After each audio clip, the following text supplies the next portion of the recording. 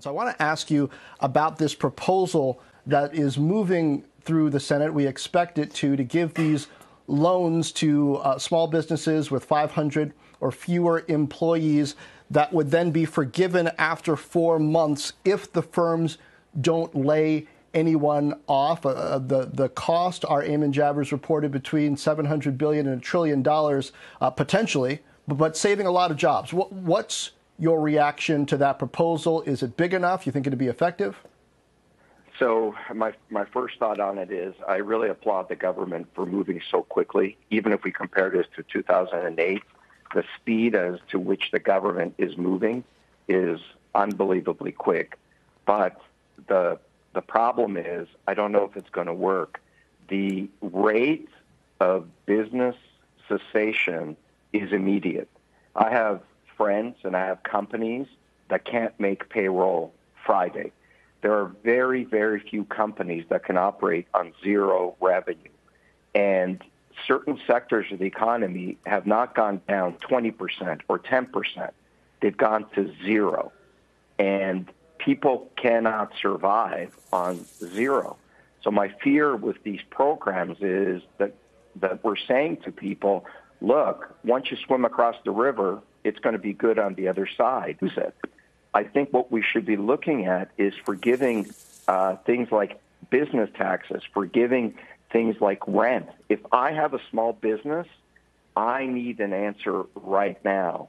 And that's what I worry about, because we're seeing businesses lay off and closures that aren't being reported at the level in the media right now. It's massive. Entire industries are shutting down. Yeah, and certainly that, I know one of the conversations we've been having on this air really since yesterday is how that's going to roll out in data, with jobless claims starting next week, with a number of people, including one of our last guests, expecting to see those numbers jump into the millions just on a week-to-week basis. I can tell you firsthand, just from the circle of business owners I know, the layoffs are huge and vast. I think we're going to see jobless claims spike at a rate we've never seen in history. Wow. So in terms of the companies that you are invested in right now, it sounds like you're having these exact types of conversations with them. How are you counseling them? How are you advising them, especially when it is really not just a week-to-week basis, but a day-to-day basis in this situation? Yeah, it's funny you say that. We were on a call this morning, and people asked me what my long-term plan is. And I said, my long-term plan is 1 week. My daily plan is every day, and my long-term plan is 1 week. What we're telling our companies and what we're telling small businesses is you've got to keep going. Anything that allows you to survive, you need to do right now. One of your panelists a couple of days ago said, hell is coming, and we think hell is here. And when you're going through hell, you just have to keep going. So right now, the mandate for every small business is survival. I mean, not all sectors are dying. Some are still growing.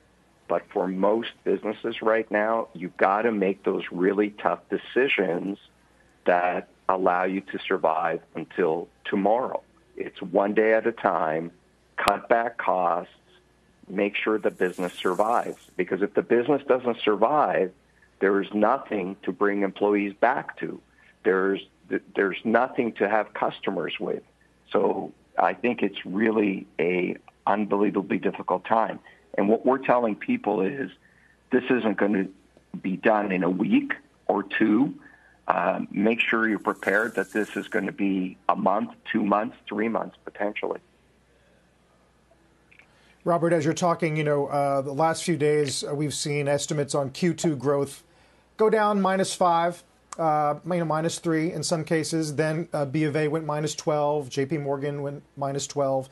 Goldman's now talking -24 in Q2, and they see a 9% peak in the unemployment rate in coming quarters. I mean, you look at the report and you have to open your eyes wider to make sure you're reading it right. I mean, we have to be braced for this. It's like being in a car. You know it's going to have some impact, and you hope the airbag works. And the market has to get inured to some of that, doesn't it? It does. I hate to say it, but I think some of those numbers are actually conservative. And I think what turns this around from a market perspective is when we start getting immune to the bad news. There's a reality. If I'm running a business, I have to survive. But from a market perspective, an investment perspective, we're going to get to that point, and we may be there, where there's so much bad news every morning that after a while you just become immune to it. The system is not going to completely break. This is going to end one day, and it's not going to be an immediate spike, but the world will come back. We know what caused this, and we know what will fix it. And those that are left standing will grow, and the economy will come back. It's just how many companies will cross that bridge until then.